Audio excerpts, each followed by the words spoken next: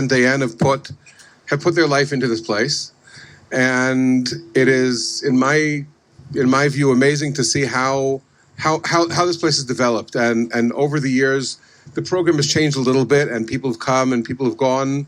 And I mean, I've met people, like when I go to conferences abroad, I occasionally meet people who have come here, have spent time here, either a semester or done their degree here, and have moved on and become faculty in other places, or people who are now involved in archaeology or in teaching or in ministry and other fields. And their time at JUC has always been something that they've treasured, as something that is part of part of who they are.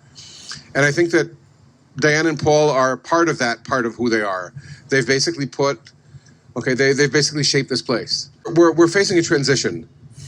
And in Jewish tradition, this time of year is a time of transition. We've just finished the weeks of mourning leading up to the 9th of Av, which is the day in which we mourn the destruction of the temple. And that transitions into 7 weeks of comfort, in which we read mostly from the second half of the book of Isaiah, prophetic readings that are all about comfort of Zion. And if you look around here, you can see a lot of quotes from that on the stones here all around and within the school, comforting Zion. And this place on Mount Zion is all about that.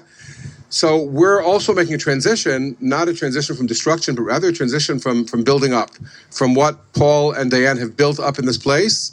And hopefully we're transitioning into something which will be new, but also a certain amount of continuity, hoping that the next stage on your journey of life will be as fruitful and as enjoyable, and you'll touch as many people as you have here. So thank you, I guess, in all of our names.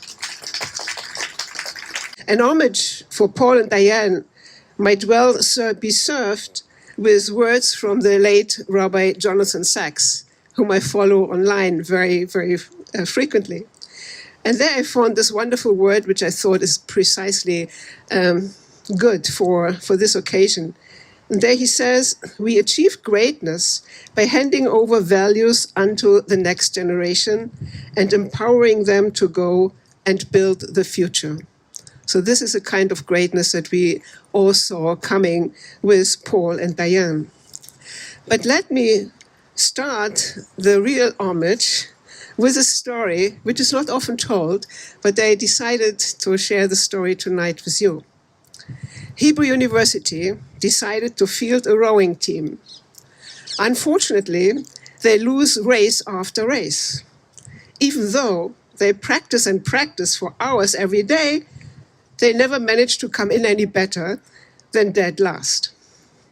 Finally, the team decides to send David, its captain, to spy on JUC, the perennial championship team.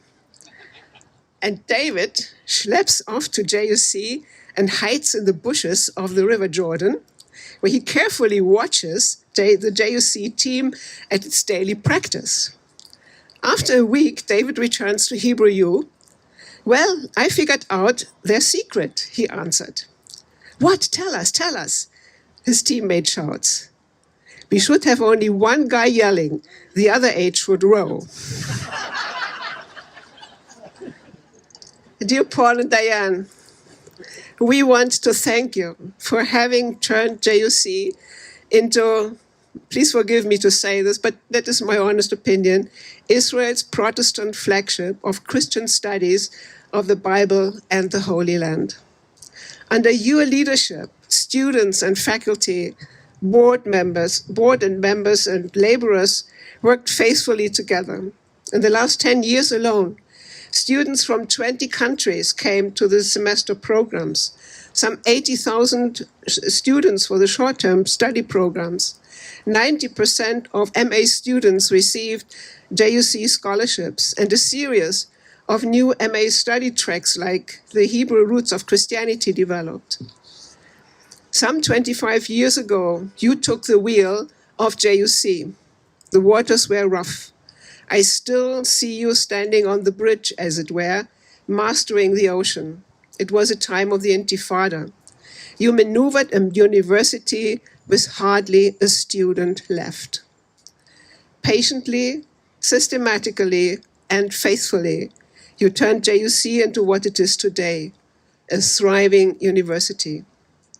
You did all this not like a cox in the stern, but like a servant leader. As it says in the Gospel of Matthew, whoever wishes to become a leader among you must be your servant. It is the idea of servant leadership, of which the road is made, that brings glory to the Lord, as Moshe Rabbeinu and Jesus HaMashiach taught us. I never asked you, Paul, but I thought they might be among your role leaders. I remember so many moments when you got up from your study and did the unexpected, like driving faculty home after class, finding Palestinian agricultural work tools for the students to see, serving meals in the dining hall and washing the dishes, teaching how to drive the JUC van through the narrow campus gate, painting the walls of the dormitories, catching snakes, delivering delicious bus luncheons for field trips, and helping me for a whole day, together with Diane, to explore a new field trip program in the footsteps of the Tanaim, now a hit with the students. No leader can truly survive on his own. A leader needs three kinds of support: allies who will fight alongside him, a team to whom he can delegate. These two you had. But above all, you had Diane, for all of us a great friend. But for you, I assume, she was a third kind of necessary support, namely a soulmate, to whom you could confide your thoughts, who listened without an agenda, and who gave you the courage, the confidence, and sheer resilience to carry on. Yet you, Diane, were an authority in your own right. Librarian, student director, master of the semester class schedules, which I really appreciated the way you put them together, office director, and no Lashon Hara ever on that campus. No wonder everybody loves coming.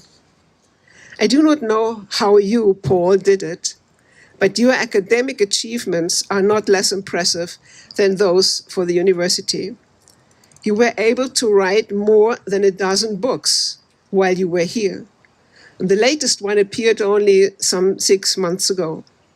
The Illustrated Guide to Biblical Geography, Reading the Land, and Reading the Land, that became the new word of JUC. It's an erudite study that explores the world of the Bible while revealing the permanent divine truth in the landscape of Israel. This weighty publication is a fruit of some 30 years of studies, a masterpiece, a synthesis of knowledge of the Bible and faith in the Bible, in modern Israel and in the neighbors. Also, your classes showed constantly the highest number of students at JUC, because of your academic erudition, for sure, but above all, I suggest, for your ability to translate scholarship into relevance of faith and life of the student. Your most extracurricular online summer seminar on the geography in the Psalms was no exception. 6 sessions drew a constant 200 students from around the world. You read the Psalms with us literally, and thus brought out the history in the Psalms. No spiritualization, and new faith dimensions developed. We wanted an extra session from you, and you gave it to us. Jerusalem in the Psalms was the subject, and layers of history, layers and layers of history emerged, and the God of Israel acted in David's city, in Zion, on Zion, and beyond. Unforgettable. I would like to think that the many threads on campus that show your servant leadership and Diane's firm hand culminate in the new JUC chapel. Up there, if you haven't been there, you converted a small room on campus into an intimate place of worship, worthy of the Jerusalem tradition. From the wood of the land, you carved the altar, the benches, and the 2 candlesticks. Yes, 2. You decorated this place of prayer with a beautiful wall hanging, hand-woven by Diane Wright, your mother of blessed memory. She made it for her church. It was then bequeathed to Diane, and who now generously gifted it to the JUC chapel. The many interwoven threads of this splendid wall hanging seem to me like a symbol of how faith and reason, leadership and servanthood have been interwoven in your way of steering JUC. It stays like a lasting presence in our lives. We wish you both a health and happy journey back home after having lived in Israel for nearly a lifetime. God bless you, and God bless JUC. Thank you. My involvement with this place is usually coming here and a tale of either 20, 30, 40, or 100 people following me to learn about the place. And this is probably the way we met back more than 12 years ago. I teach Israeli tour guides. I teach students in general. This was a place that was very unique because of your hospitality and the way that you received people and imparted your knowledge. So for me, I came here not as a student, but ended up learning a lot.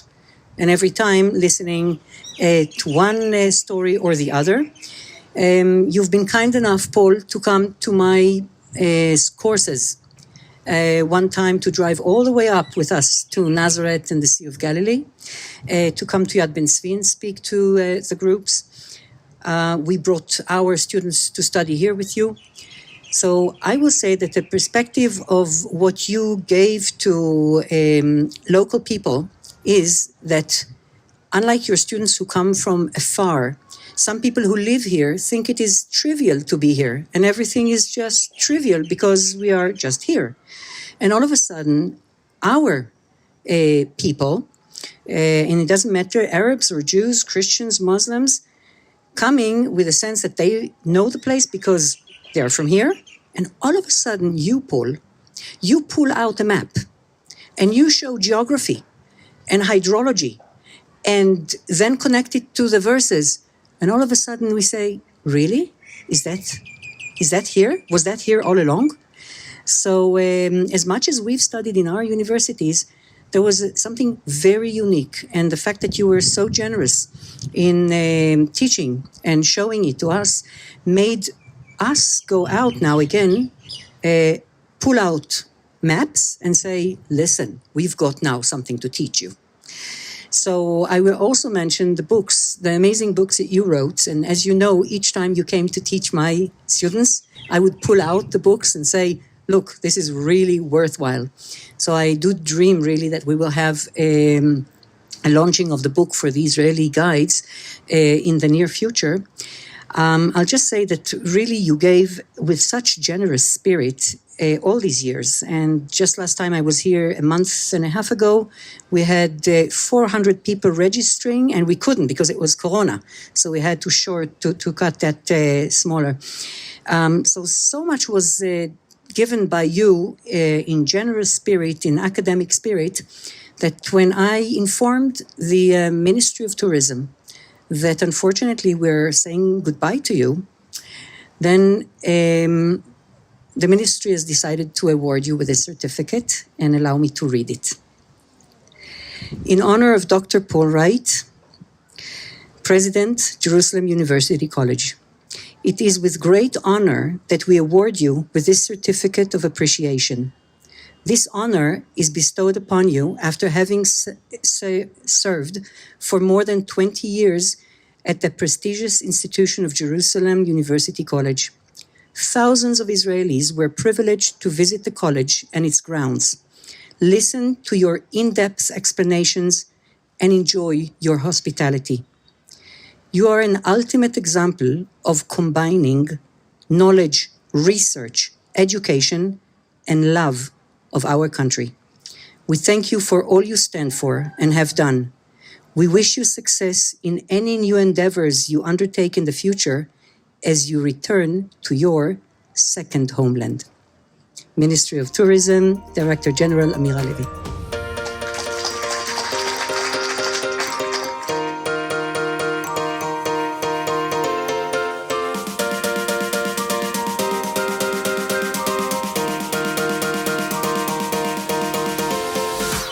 Dr. Herb Jacobson, there's a tree dedicated to him back there.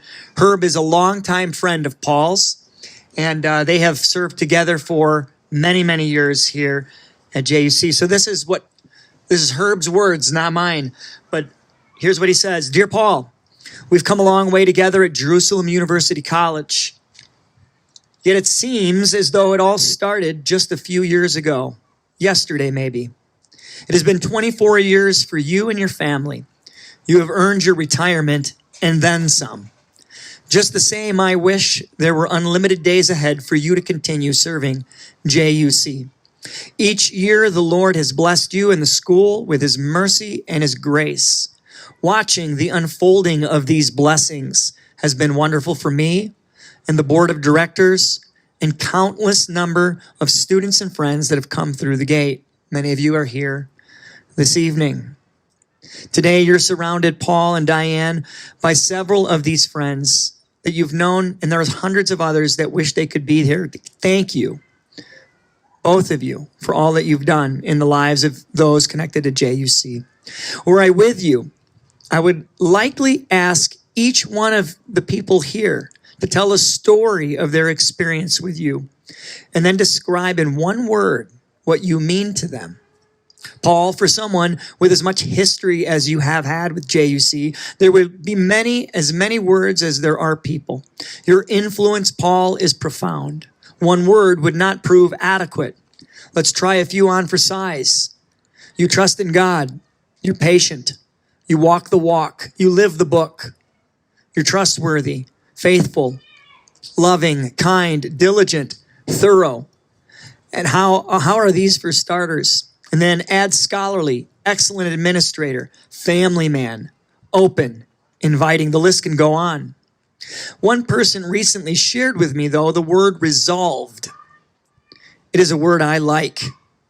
It captures much of your spirit, Paul, as president, and it has a biblical ring to it.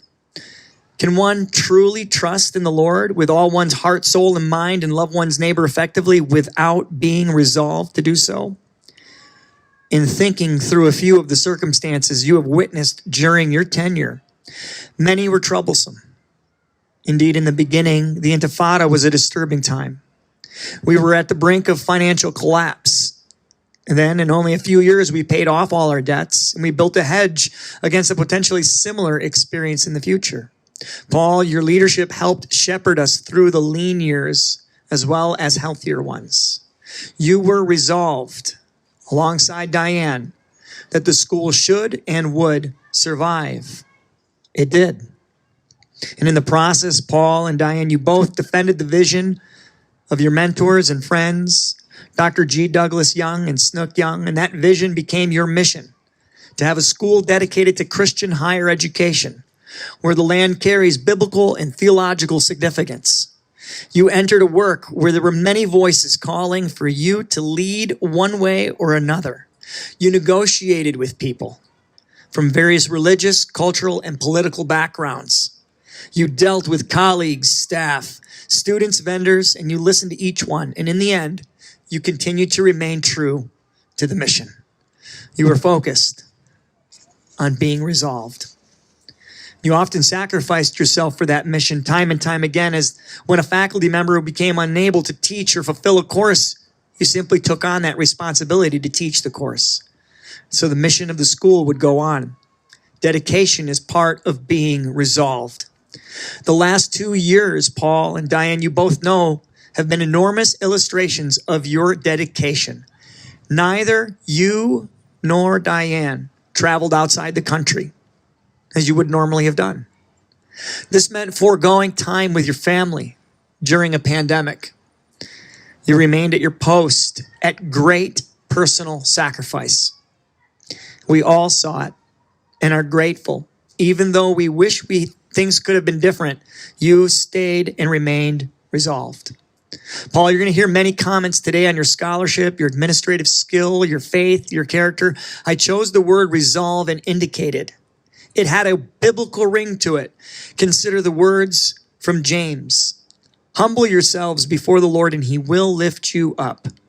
Those who understand James and the humility about which he writes know that this humility requires focus and dedication to the mission to which one is called. Your resolve has brought you to this point. We love you and respect you. Diane is very much part of these comments, and we are so thankful for the humility with which both of you have demonstrated. You've showed us the love of God and in your unwavering focus on the mission of the school to which God has called you upon. Thank you. And today as a board, we lift you up before the Lord.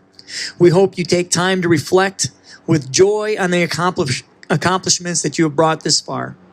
Reflect on the testimony that you've left this school for those who follow. Dr. Oliver Hersey has been entrusted with the mission of this school. He has the tools with which he can continue to guide the school in the days ahead because of you, Paul. As your farewell party continues today, faculty, friends, and associates will comment on the differences you have made in their lives. And I speak on behalf of the full board of directors. I also speak personally. We have all been enriched by your leadership and teaching. And I pray you have many years ahead of you. So well done, good and faithful servant, and God bless you. And thank you for your friendship over these many years. My friends, let us welcome Paul and Diane up. And on behalf of the board of directors, Paul and Diane, here is a lovely, lovely thank you from all of them. So why don't you come on up? Let's give them a hand and welcome them. I feel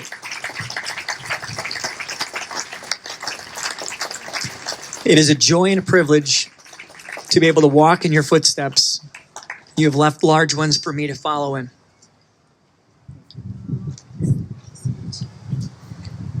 Well, I wasn't sure if I wanted to say anything or not. And then I thought, I always talk too much anyway. But then I thought, no, I did want to share just something very briefly. And then I'll leave the deeper thoughts to Paul. But so as we get closer to the time when we're leaving, I have been thinking a lot about our years here and reminiscing and remembering the good times and the bad times. As we think about going, I've been thinking this last week about our coming. We came 24 years ago, almost to the day. We came, I think, in early August of 1997.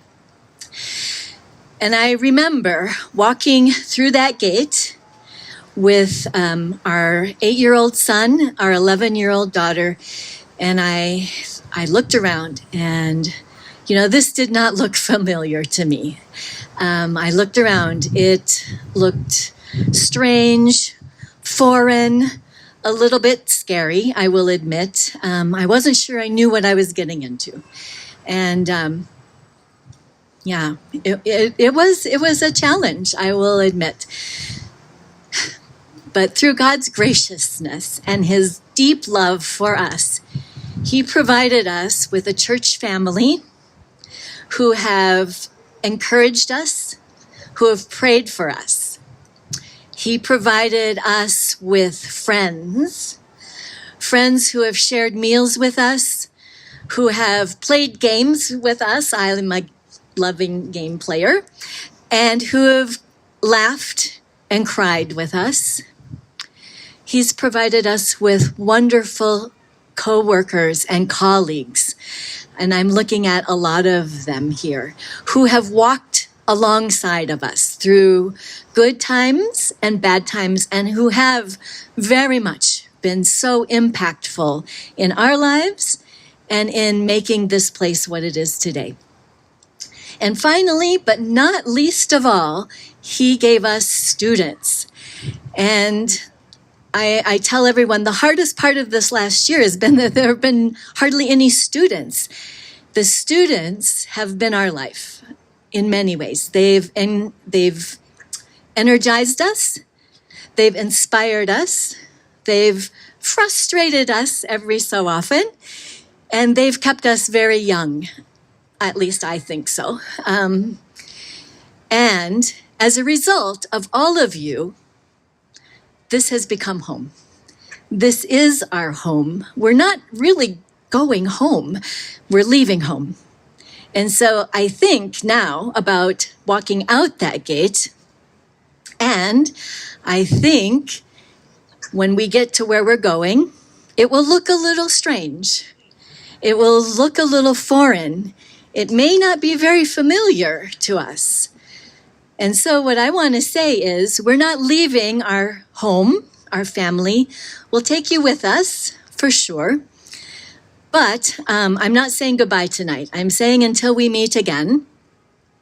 And I'm saying, Baruchim Habayim, Ahlan Wasahlan. You are welcome to come and visit us in Evanston, Illinois. We would love to have our home visit our new home. Thanks for coming tonight. Diane and I thank you for coming to our beautiful garden, adjacent to an amazing set of buildings, on the shoulder of a dynamic and invigorating and rather rousing place called Mount Zion. And we're glad. Not so much because you're here, but because you are. All right? Friends and colleagues, most of you are both. In one form or another, many of you have been a part of our lives for a long time. And you've chosen to be that. And we want to thank you for being. Now, let me tell you a little secret that's maybe not so secret. What I want to have happened to our students has happened to me. Together, we have learned how to ask questions. We've learned how to see. We've learned how to think. We've learned how to read. We've learned how to write. We've learned how to try to make sense out of things that don't make much sense. Yeah? And we've together learned how to have faith in a God who is good. All of us, yeah? All of us together are persons who are pragmatic, we're determined, together we're accomplished, all of us, yeah? We've set goals, even some of them have been met, and together all of us have learned by doing. And we are people of faith. Not casually or incidentally, but intentionally. Both as individuals and as a group. And that's important. Our faith communities differ, but we share a great deal. We share a great deal. One thing that binds us, in spite of our differences, is a God who is active, who is caring, who is alive, and who wants good things for his creation, and that includes each one of us. And one thing I've learned in our years here, and I can, if this weren't written down, this is where I'd go on till tomorrow, all right? Is that God's work is much larger than I once thought it was. And in the process of all of that, I found a reason for being. I measure success actually in the quality of the students who have gone through the living and learning spaces of this campus. And I can see many of you here tonight. Notice I didn't say I measure success in the numbers who have gone through, but in the quality. Those of us who have been here a while, and that's almost everybody here, yeah, know that there are way too many factors that we cannot control to make numbers a credible and consistent measure for anything that really counts. What we can control is the quality of the living and learning experiences that we offer here or anywhere we happen to be. And part of that is that each and every one of us, each and every one of our students, can ask themselves, what can I do that no one else is doing? What can I be that nobody else is? What contribution can I make? And I can look around a bit and see that all of you have or are in the process of asking the same question about yourself. So this hasn't been a job. This has been a life. And this is a very special place. And thank you for coming and sharing it. Now, as you learn to read, you know that you shouldn't believe everything you read. And in the invitation that we sent out for you to be here tonight, it said that the event starts at 6 and ends at 8. It doesn't need to end at 8, all right? The lights can stay on. We have dorm rooms, you know. You're welcome to just stay as long as you would like. And we can, there's a new buffet table with things you haven't seen yet, and perhaps you might want to. So thank you for coming.